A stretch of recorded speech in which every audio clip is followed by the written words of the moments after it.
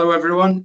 My name's Roland Bradshaw, and welcome to the Real, the Raw, the Truth Red Rose Recovery podcast /YouTube. I have a special guest with me today, internationally renowned. Do you want to tell us your name and who you are? Well, I'm going to correct you on that one. First of all, absolutely not internationally renowned at all. My name is Sharon Hartley. I am from Lancashire, from the fine county. Work at BBC Radio Lancashire. I've got an alcohol-free community, and last week I was 6 years sober. So I think we're here to talk all about that, Roland. Excellent, nice one. Yeah, I mean, maybe not internationally renowned, but if I'm bragging about famous people I know, I drop your name. So, well, thank you kindly. Cool.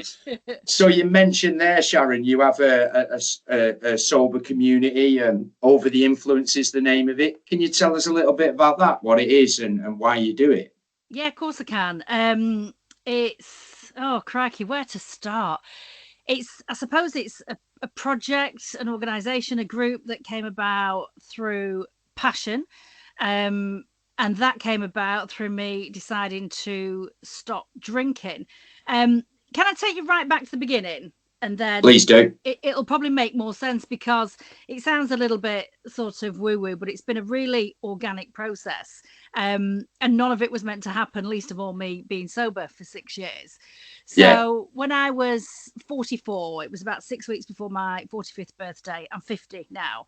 I knew that I needed to take a break from alcohol, and I'd had attempts before. I'd done the dry Januaries and the sober October, but I only ever did them like clinging on for dear life, with a view to getting right back on it once, I'd got me 28 days under my belt, and it wasn't working. And what had happened, I'd take these short breaks and then go fully back into drinking, and actually probably even heavier than I did previously. So even though that's where the seeds were planted, I never actually really fully got to grips with sobriety. I didn't understand it. I thought life would be absolutely boring, crap and awful without alcohol featuring in it every single day. Anyway, back end of summer 2018, I took an extended break from booze. I thought, right, okay, instead of 30 days, just go for 90. People say that, your habits change and it's all going to change. And I thought, what a crock of, but I'll give it a go anyway. I didn't believe anybody. Why would I? And so during that period, that 90-day break, and I was fully planning on getting right back on it in the December, everything started to change day by day. Feeling better, the clarity, the productivity, the consistency, everything people talk about in recovery, whatever you are recovering from, you know what I mean? And then I thought, okay, we'll go for the year. And that was brilliant. And then the greater the distance I put between me and my day one, the easier it got, the better life got. Fast forward to where we are now. So it would, what would I have been? A couple of years in, decided that I needed to let people know who were struggling that actually you can do this. And not only can you do it, you're actually potentially going to really fall in love with it. And you are going to have a life that you didn't even think possible. And so we started the podcast, Over the Influence podcast, which just has gone from strength to strength. And then from that, people started to get in touch with us, say, well, do you have an online community? Have you got a Facebook group? And we're like, no, but if there's enough, sort of call for it, we'll consider doing it. We did that. So the community is now 3 years old, just over. We've got about 300 members. And basically, we're not a recovery community, although we have people, Roland, in our community that are in recovery. And so they use us, they use AA, they might use services like yours. Some people just want some mates that are also sober. Do you know what I mean? It's that simple.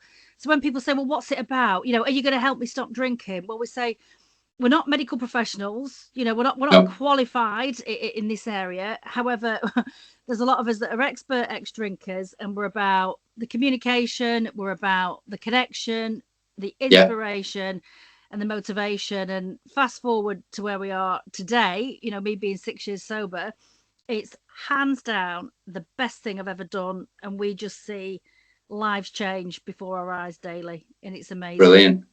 What we also say as well is, You don't need a rock bottom. You know, you don't have to wait for it to get absolutely desperately, sorry for Yeah, swearing, but it's all right. It's all right.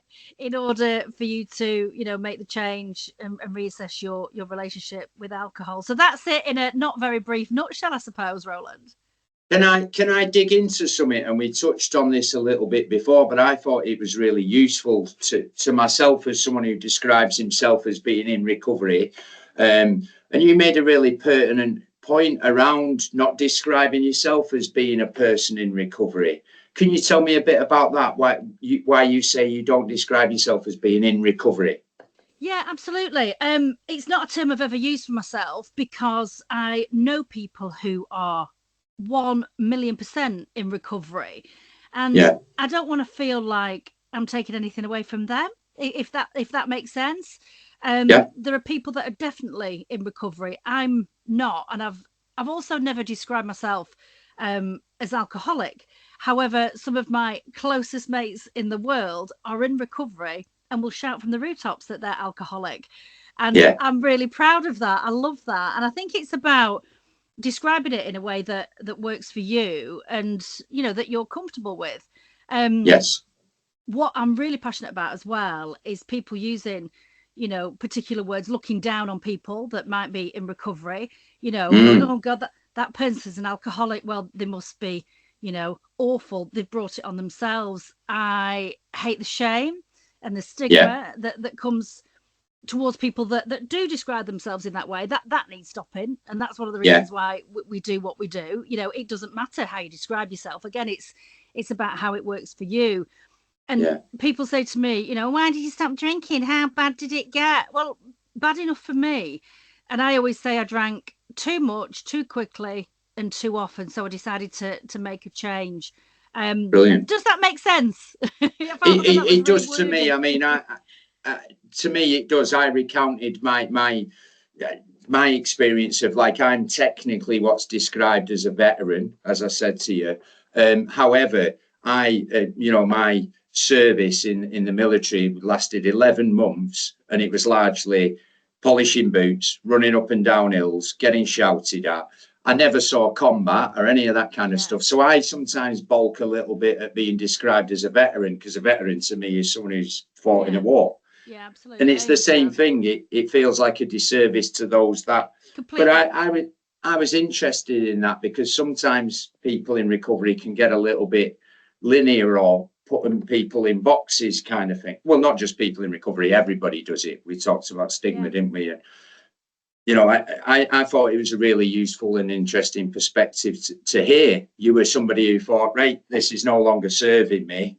I'm going to try and do something about Yeah. it. And it's as simple as that. And that's not to say, you know, I don't describe my relationship with alcohol as brilliant. It wasn't, because if it was, I wouldn't be sober today. You know what I mean? Yeah. I had a problematic relationship with alcohol, and I sort of knew that. But while I was still drinking and while I was up to my neck in it, I wouldn't admit it.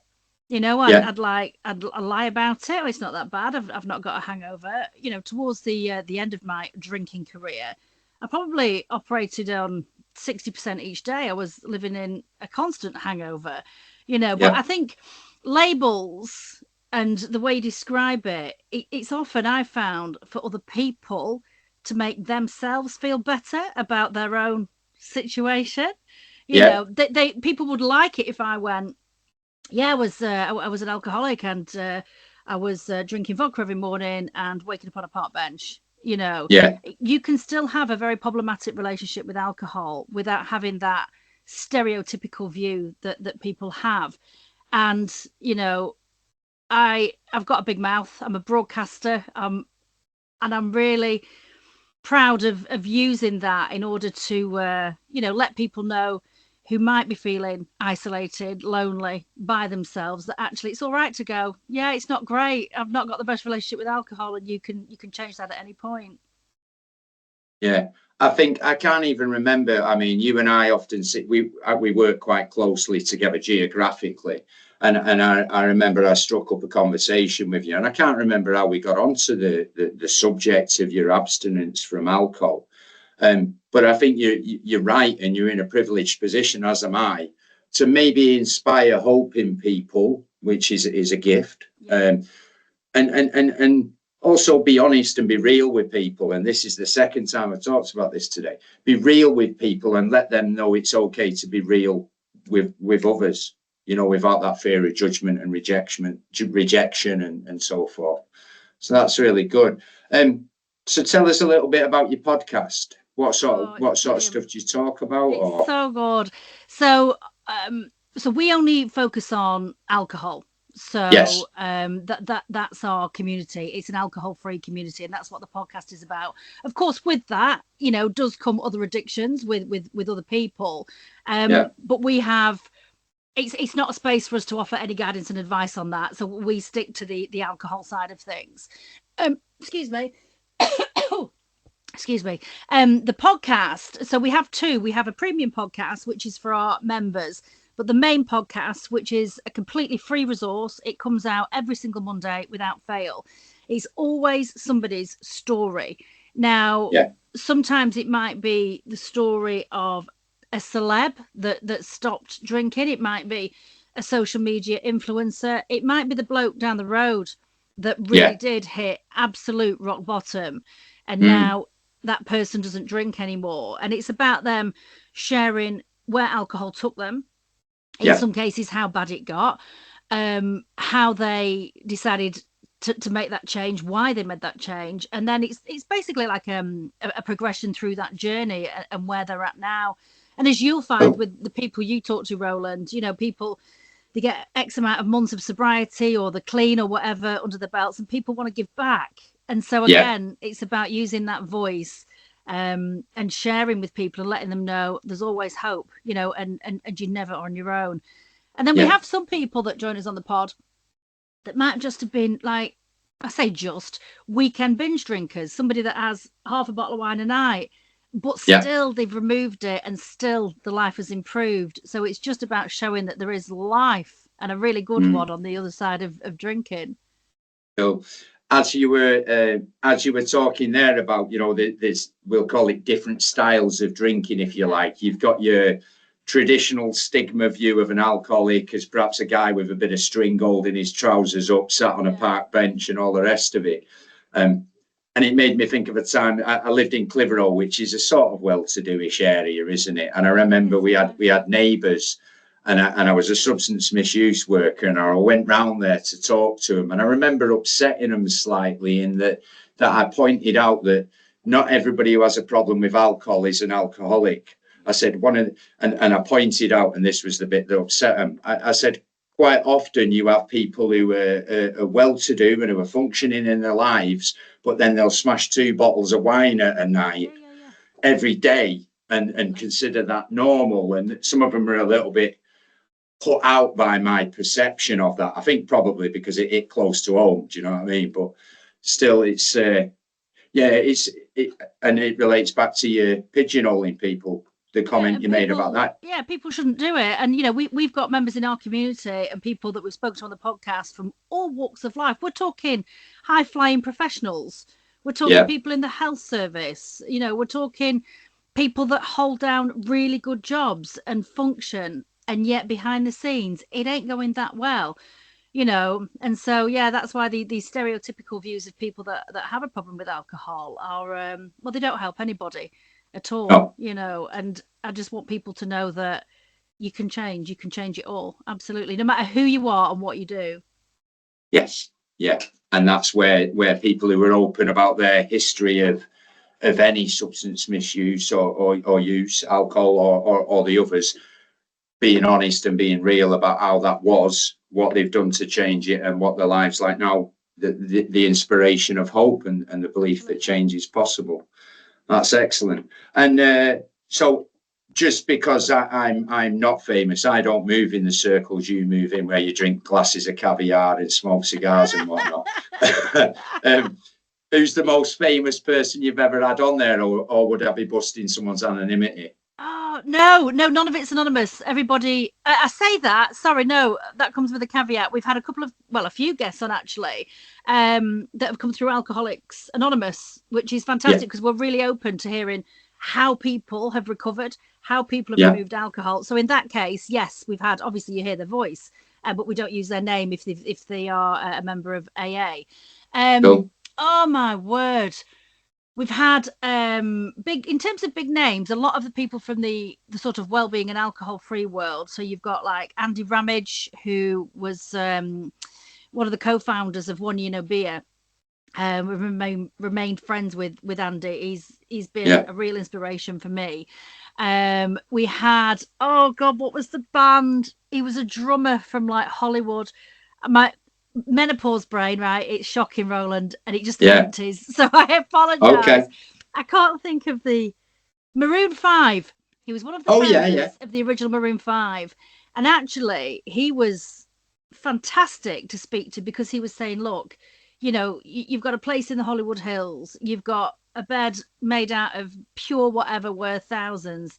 Doesn't matter. Alcohol will still get you, you know, no matter who you are and what you do. We spoke to the absolutely amazing Ruth Jones, the actress, comedian, author, of course, Gavin and Stacey.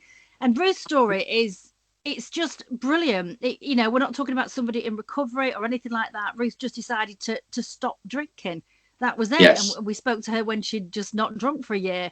And it was just a really refreshing, sort of almost normal conversation. You know what I mean? No rock bottoms required for that one. But then I think some of the most poignant and the most hard hitting are those from our community members that maybe joined us, we'll say 12 months ago, 18 months ago, and were like, oh God, what's this going to be like? Oh my word, what is this going to be like? I can't do it. I can't do it. Fast forward, they're then a guest on the podcast. And I'll just really quickly share with you. It's an episode that came out, I think, about 2 weeks ago. And this wonderful, wonderful guy called Raphael, who found us with a hangover whilst in Venezuela. And so Raphael is coming up for 65 years old, and he drank for 50 years. So 5 decades of drinking. Very much conditioned, you know, in society, introduced very young as a teenager and as a young man, and then into adulthood, completely expected to drink, you know. And he got to the stage where it was very problematic, you know, impacted his life in many different ways negatively. And now he's like 570 days alcohol free, living his best life. And I think what struck me about his episode in particular, a normal guy, you know, on the outside, absolutely functioning, holding it all together. Yet it doesn't matter the age. You're never too old to change. And I'm not saying anything out of turn here. Raphael shared all this on the episode. You can hear it. Yeah. But just so inspirational, just amazing, you know. Yeah. That's really nice to hear. I had the experience way back when in 2009, I was in a rehabilitation unit for addressing my own addiction issues. And I had a telephone call off my granddad, who was in his 70s at the time. And it was quite sad, really. But he'd approached his GP and said to his GP, I think I might be an alcoholic. You know, the thought, me being in a treatment centre for addiction had kind of spurred off a contemplation process within him. And he'd approached his GP and said to his GP, I think I might be an alcoholic because I'm drinking every day. And his GP said, well, you're in your 70s now. You might as well just carry on, which is pretty horrific to hear. I mean, and it's not even that long ago. Yeah. The Raphael's story tells us that, again, it's never too late to make a decision like that and improve one's life. It's But I think what comes with that, Roland, is with age and like with your friendship groups and different generations, people think, I can't do it. I'm not going to be able to socialise. What's the family going to say? What are people going to say? But you know, as you start to go through the process, you realise it's far less about what other people think and their judgments and their expectations, and much more about how it's making you feel in your life. And we said to Raphael, you know, now you've done this, because it was hard. You know, it was really hard at first. How are you feeling now? How's life? And he's like, oh, it's just amazing. People come to him for advice. He's mentoring his millions of nieces and nephews that he's got, and he's shining a light for others. And again, just showing people that it doesn't matter who you are and your age, you can absolutely make that change. And again, you've made it, when you were talking about your initial 30 days sober and then you went for 90, and the way you described that, and also the way you described Raphael's early sobriety or abstinence, it can be tough in the beginning. It is tough. And there is a period where we might be white knuckling in it, i.e. holding onto the chair saying, I'm not going to drink or use. I'm not going to drink or use. But that passes, doesn't it? It does. And you know what? You've just got to, it sounds so, you've just got to trust the process, and you've got to believe, because I tell you what, we've got this community, we've got this podcast, we do outdoor events, we put a hell of a lot of time and energy into doing what we do alongside family life, alongside full-time jobs as well. There's only me and my mate Ben that do this with help from a couple of the other of our community as well, and thank the Lord for them, because they are just amazing. If it wasn't worth it, I would not waste my time. Simple as that. I actually wouldn't. I didn't believe it at first, and I can remember, Roland, when I first started doing this, be it maybe the first 6 weeks or so, I was sat at home on a Friday night like that. Well, this is shit. This is awful. When's this going to get better? Where's this magic that people talk about? But then you wake up on the Saturday and you go, oh, all right then, that's all right. Feel quite good. I'll go again. And then you start to rack up, a little bit more strength and a little bit more resilience, and thinking, yeah, it does feel better without, drinking however much I would drink the night before. And it's just those small little wins that start to help you gather momentum, I suppose. And even now, 6 years down the line, it's still really, really, really good, and it still gets better. In early sobriety, did you have a moment where you started to recognize stuff that had always been there, but you'd not seen it? So I'll give you my example, and maybe you didn't, but I'll tell you it. So I often walked around with my head down and in my own head, looking down at the floor, but also in my own head, listening to all the worries, fears, and thoughts, and where am I going to get this from, and who's got that, and then at early sobriety or early abstinence from me, I was like, Jesus, there's a gargoyle up there. I've lived here for 10 years. Seriously? Oh God, I know exactly what you're talking about. It's the best thing. So it was, for me, in those first few weeks. So I'd be getting up at 5 o'clock in the morning on a weekend. Yeah. And I'd be like, right. And I get in my car really angry, even though I felt better in my head. And I go to the coast. And I'd be like, I'm going to go and walk the bloody dog at sunrise, because people say you're going to start enjoying stuff like this. Yeah. And I would get to Morecambe Prom, and it was dead, and it was beautiful, and it was just the sound of the ocean, Yeah. And then I'd be on the beach, and I'd be like this. Oh my God, what's that noise? What's that noise? And it was this bird called the oyster catcher, right? Yes. This is mad. And they fly in pairs, and they've got these orange beaks, these orange bills. And I could hear them so vividly, and I could smell where I was by the sea and the sounds of the ocean and all that. And then I would start crying. I sound bonkers. Oh. And I'm like crying with, I think a lot of it was relief, actually, that I'd finally cracked this. And now, if I ever go back to Morecambe or anywhere, I can still hear those birds. And I'm like, there's an oyster catcher. And I'm that obsessed with him. I've got a little wooden figurine in my conservatory now, and it's like my little sobriety bird. Nice. Yeah. Oh, beautiful. I think sometimes as well, the feeling you're talking about, I think for me, and we've hit on this already a little, is there's a sense of gratitude for the life that we now have, and I don't always recognize it easily. I still walk around thinking it's not fair, the government's this and blah, blah, blah, blah, blah. But, with early recovery, we're generally quite grateful and passionate to be alive and to be given what we've given or earning what we've given, depending on your perspective. And to notice the small things, and again, all those small things, become the big things. And I think for me as well, alcohol was such, it was like defined who I was. Oh, invite Shaz out. She's the party starter. She'll be the loud one, blah, blah, blah. I was the first one to peak too soon, the first one to throw up, the first one to be sick to make way for more drinking, the first one to pass out, black out, all the rest of it. And I always felt I needed it for confidence. And now, given what I do with the podcast and the community and my day job as well as a broadcaster, it turns out I never needed it. Do you know what I mean? But you don't know that at the time. And that whole process of removing whatever it be, alcohol or substances or whatever, really does uncover the true you. Yes. Can be a brutal process along the way. Don't get me wrong. You know, this Yeah. journey of self-discovery that people talk about, but Yeah. also it's just full of joy and excitement and unpredictability. You know, everything that addiction is not. Yes. Yeah. It's an often a lot like the Groundhog Day film, isn't it? Yeah. You know, every day is the same, and usually pretty bleak. I have to challenge your I'm not an internationally renowned. I mean, you've got friends called Rafael in Venezuela. I would consider that as Friends across the international. world now. Yeah. So this your sober community, the Over the Influence guys, are they worldwide then? Yeah, so we're an online platform. We're not connected to Facebook or Insta or anything like that. We're away from that. And we've got our own little, it's almost like a little sober social network. And Cool. so we've got the majority of our members are UK based. Yeah. We have got people across Europe, in Australia, in New Zealand, in Canada, in the States, in Venezuela.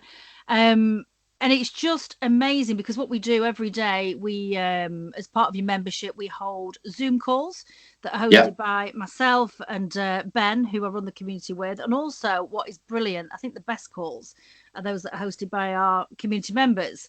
Yeah. In the main, they've all got minimum 1 year sobriety under their belts. So they've done the Okay. first of everything. They know what Yeah. it's like. They're strong in their sobriety. And again, it's about that giving back. And they come to us and they say, do you think I might be able to host a Zoom call? We're like, yes, you can. Absolutely. There's nothing Yeah. better than hearing it from the people that have been there. And again, Mm. some of these people have had the world's worst rock bottom, and others Yeah. have joined the community where what you might describe as grey area drinkers or middle lane drinkers. Their Yeah. lives have changed and they want to give a bit back. So yeah, it's worldwide, which is amazing. Awesome. Cool. So time's a thing. We have to manage that sometimes within our life, and it's getting towards running out. So can you tell people where to find you, Sharon? Yeah, absolutely. Yeah. So online, we've got a website, overtheinfluence.co.uk. You can find the podcast on social media. So Instagram and Facebook. Again, if you just look up Over the Influence, it'll pop up with our orange and black logo. You'll see it there. And Cool. you know, if anybody wanting to get in touch direct, they can drop us an email or DM us on social media. If somebody got in touch and you know it was evident that there was a real physical addiction to alcohol, you know, and we would say, look, before you consider joining the community, maybe consider speaking to a qualified medical professional because, you know, alcohol Amen. withdrawal can be absolutely dangerous if you don't do it, you know, under supervision. So we always sort of try and signpost people where necessary. But Good. if it's the case that you're done, you're over it, you've had enough, you're sick of day ones, you know, just come and chat to us and we'll tell you what we're all about. Brilliant. And you make a very valid and serious point there as well. Sometimes I see well-meaning folk in recovery or well-meaning folk who've addressed the substance misuse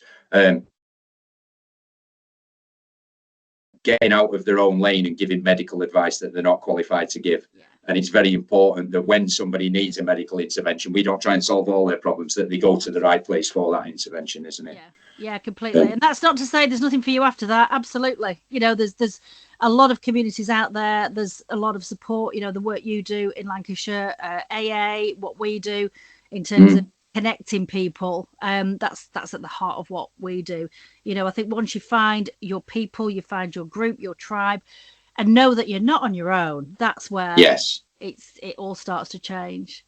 Yeah, definitely. Brilliant. Well, thank you for coming on and talking to us today, Sharon. I'm sure we'll have more conversations outside. And no problem. Brilliant. Thank you very much. Thank you so much, and thank you for the invite. It's been really lovely to chat, Roland. Thank you. See you later then. Bye bye.